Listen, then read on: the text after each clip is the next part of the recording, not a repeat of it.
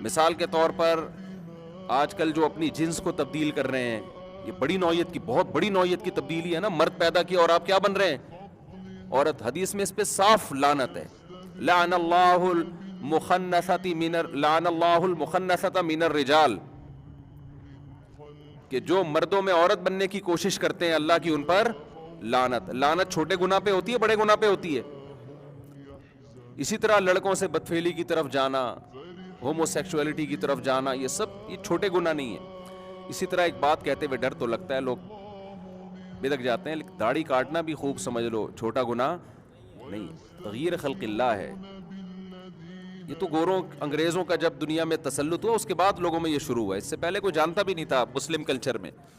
صلاح الدین ایوبی کے دور کا واقعہ ہے نا، ایک بچہ رو رہا تھا کسی گورے کو دیکھ کر، تو لوگوں نے پوچھا کیوں رو رہا ہے؟ اس نے کہا پہلی مرتبہ اس نے بغیر داڑھی کا آدمی دیکھا ہے. وہ ڈر گیا بیچارہ.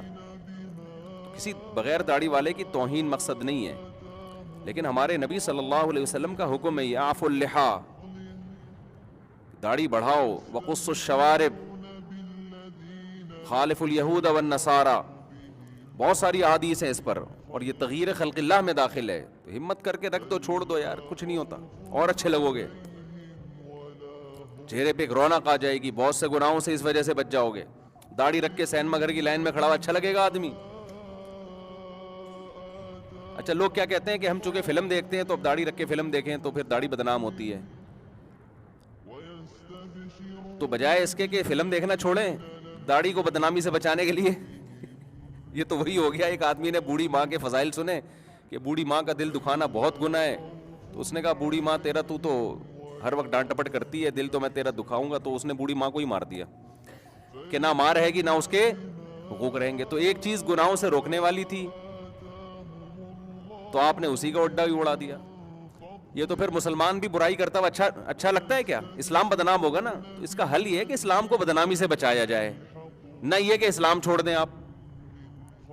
اب کوئی مولانا صاحب کسی مسلمان کو سمجھا رہے تھے کہ تو کرپشن کرتا ہے غیر مسلم کنٹریز میں جا کے، اس سے اسلام بدنام ہوتا ہے. لوگ کہتے ہیں مسلمان کرپٹ ہوتے ہیں.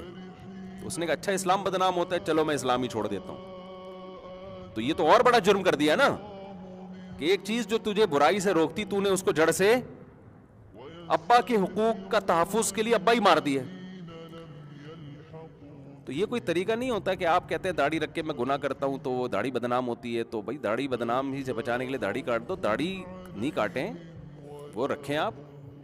ہمارے ایک مولانا صاحب تھے، صحافی بھی تھے، تو ہمارا ان کے ساتھ اندرون سندھ سفر ہوا. تو کچھ وکیل لوگ آئے، انہوں نے فوراً، ان کی داڑھی تھی ماشاءاللہ، تو داڑھی کے نا یہ داڑھی والے یہ کر رہے ہیں، داڑھی والے یہ کر رہے ہیں. ان کے سامنے نا داڑھی پہ طنز کرنا شروع کہ دیکھو داڑھی والا اس دن وہ فلاں کام کرتا ہوا پکڑا گیا تھا، داڑھی والا.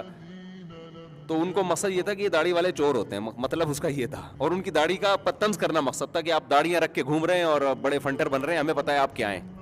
یعنی آپ لوگ ان کو تو نہیں کہہ رہے تھے نہیں آپ لوگ بڑے ہوتے ہیں اس طرح کے. تو انہوں نے کہا دیکھو بھائی، اللہ نے 2 چیزوں پہ پابندی لگائی ہے، ایک داڑھی کاٹنے پر اور ایک غلط حرکتوں پر. جس نے داڑھی رکھ لی اس نے اللہ کے 2 حکام میں ایک حکم تو پورا کر لیا نا، غلط حرکتیں نہیں چھوڑ رہا، ٹھیک ہے نا. جس نے نہیں رکھی اس نے کسی بھی حکم کو پورا نہیں کیا. تو کبھی بھی برائی کا آپ میں کوئی اچھائی سے اس لیے بچا جائے کہ اچھائی بدنام ہوگی، یہ طریقہ نہیں ہوتا. اس کا طریقہ یہ ہے کہ آپ ایک جو کام ہو رہا ہے وہ تو کریں نا. علماء تو یہاں تک کہتے ہیں جو اچھائی آپ میں نہیں ہے اس کی دوسروں کو بھی تبلیغ کر سکتے ہیں آپ، تاکہ وہ آپ کے اندر پیدا ہو جائے. لوگ کہتے ہیں نا جو کام ہم خود نہیں کر رہے دوسروں کو کیوں کہیں، بھائی اسی نیت سے کہیں تاکہ آپ کو بھی توفیق ملے، فروغ تو دے نا. یہ جو بے حیائی کو فروغ دینے والے لوگ ہیں انٹرنیٹ پہ، سارے بے حیا تھوڑی ہوتے ہیں، لیکن پسند کر رہے ہوتے ہیں اس کو. برائی کرتے نہیں ہیں لیکن پروموٹ کر رہے ہیں اس کو. تو آپ اگر اچھائی نہیں بھی کر رہے تو پروموٹ کس چیز کو کرنا ہے؟ آپ نے اچھائی کو کرنا ہے کہ چلو یار اس بہانے ہو سکتا ہے ہم بھی اچھے ہو جائیں. اسی طرح اللہ کے حقوق میں زنا سے بچنا، یہ کس کا حق ہے؟ توبہ کر لیں بھائی. بدنظری کرنا صغیرہ گناہ ہے، عادت پڑ جائے تو کبیرہ گناہ ہے. یہاں سے نوجوان خوش ہو گئے ہوں گے، اچھا بدنظری صغیرہ گناہ ہے.